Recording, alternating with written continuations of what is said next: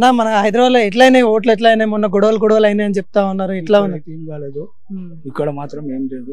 అక్కడ తలాప్కట్ట ఏరియాలో అయింది. ఇక్కడ మాత్రం మంచిగానే జరిగింది. ఇక్కడ అంత పీస్ఫుల్. ఇట్లానే మాధవలత మీద కొంతమంది అటాక్ చేయడానికి కొంతమంది వేయరు అంట ఎట్లా చూస్తా ఉన్నారు మీరంతా? మేమైతే ఇక్కడ మాధవిలత మా దగ్గర రాలేదు. తలాప్కట్ట ఏరియా చార్మినార్ ఏరియా నుంచి తిరిగింది ఆమె. అక్కడ వచ్చింది. అక్కడ మాత్రం కొంచెం అటాక్ అయిందని తెలిసింది. మాధవలత మీద కూడా ఓవైసీ వాళ్ళు ఎవరైతే ఎంఐఎం పార్టీ వాళ్ళు ఉన్నారో కేసు కూడా ఫైల్ చేశారు. ఏది మహిళది ఏదైతే బురకా ఉందో లాబట్టి చూసినందుకు కేసు ఫైల్ చేశారు.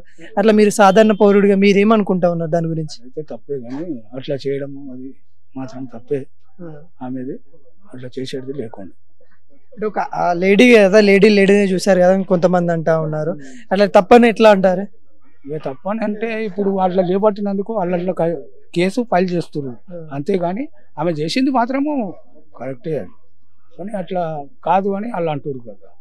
ఇట్లా దొంగ ఓట్లు పడ్డాయని చెప్తా ఉన్నా. నిజంగా దొంగ ఓట్లు ఎలా ఉన్నాయి అసలు ఇక్కడ జరిగినాయి అంటారు? ఇక్కడ మాత్రం మాదికైతే పడలేదు.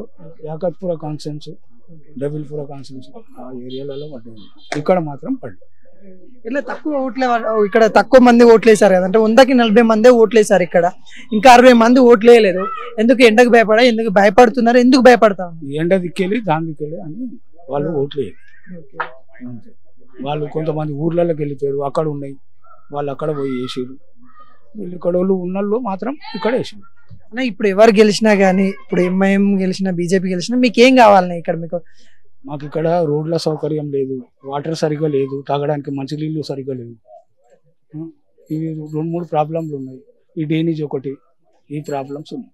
ఎవరైతే చేస్తున్నారు అనుకుంటున్నారు ఇప్పటిదాకా అయితే ఈయన రేవంత్ రెడ్డి ఉండే, ఇప్పటిదాకా అయితే ఈ పనులు కాలే. మరి ఈయన వస్తే చేస్తాడని ఆశిస్తున్నాను.